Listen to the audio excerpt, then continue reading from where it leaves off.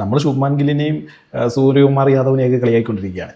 Suryakumar Yadav out of ഫോമാണ്, out of runs ആണ് എന്നൊക്കെ പറഞ്ഞിട്ടില്ലേ. എന്നാൽ ഇതിൻ്റെ ഇടയിൽ കൂടെ നമ്മൾ ആരും അറിയാതെ ഒരാൾ റണ്ണൊന്നും എടുക്കാതെ ഇങ്ങനെ ടീമിൽ പറ്റിപ്പിടിച്ചിരിപ്പുണ്ടല്ലോ. കഴിഞ്ഞ കളിക്ക് മുമ്പായിട്ട് ഞാൻ വീഡിയോയിൽ ചോദിച്ചതാണിത്, ഇയാളുടെ ഒരു ആവശ്യകത ഇവിടെ ഉണ്ടോ?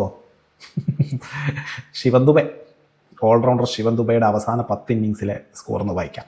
അദ്ദേഹം ഒരു ബാറ്റിംഗ് ഓൾറൗണ്ടറാണ്, ബോളിംഗ് ഓൾറൗണ്ടർ അല്ല. ബോളിംഗ് അറിയാവുന്ന ഒരു ബാറ്റ്സ്മാൻ അല്ലേ, അതാണ്. അയാളുടെ അവസാന 10 ഇന്നിങ്സ് ഒന്ന് കേട്ട് നോക്കുക, എന്നിട്ട് നിങ്ങൾ പറ ഇയാൾ എങ്ങനെയാണ് ഈ ടീമിൽ തുടരുന്നേ എന്ന്. 8 ബോളി 5, 3 ബോളി 2, 22 ബോളി 33, 2 ബോളി 4, 18 ബോളി 22, 9 ബോളി 11, 2 ബോളി 1, 4 ബോളി 10, 3 ബോളി 10, 4 ബോളി 9. ഇതിൽ ഈ 33 ഒഴിച്ച് ബാക്കി എന്താണ് പുള്ളി കാണിച്ചേക്കുന്നത്? അപ്പോൾ നിങ്ങൾ പറയുന്നുണ്ടാവും, അത് 8-ാമതല്ലേ ഇറങ്ങുന്നത്, അല്ല 9-ാമതല്ലേ ഇറങ്ങുന്നത്, അല്ലെ 11-ാമത് ഇറങ്ങുന്നത്, അതുകൊണ്ടാണ്. കുറേ കളിയൊക്കെ പുള്ളിനെ 1 ഡൗൺ വരെ ഇറക്കിയിട്ടുണ്ട്. എന്നിട്ടൊക്കെ എടുത്ത സ്കോറുകളാണ് ഇപ്പോൾ ഈ നമ്മൾ കണ്ടത്. ബോളിങ്ങിൻ്റെ കാര്യം ഇതിനേക്കാളും അബദ്ധമാണ്. കഴിഞ്ഞ കളിയിൽ 2 വിക്കറ്റ് എടുത്തിട്ടുണ്ട്.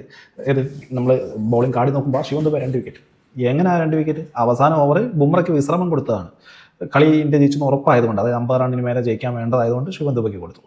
അപ്പോൾ അവരടിക്കാൻ ശ്രമിച്ച് 2 വിക്കറ്റ് കിട്ടി. അല്ലാതെ കളി ജയിക്കാൻ 10 റണ്ണോ വേണ്ടപ്പം ശിവൻ ദുബെക്ക് ബോൾ കൊടുക്കൂ?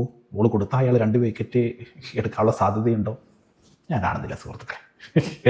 യെസ്, ശിവൻ ദുബെ ടീമിലുണ്ടെങ്കിൽ ഇന്ത്യ ജയിക്കും എന്നുള്ളൊരു അന്ധവിശ്വാസം നിലനിൽക്കുന്നുണ്ട്, ഒരു ലക്കി ചാം ഇമേജ്.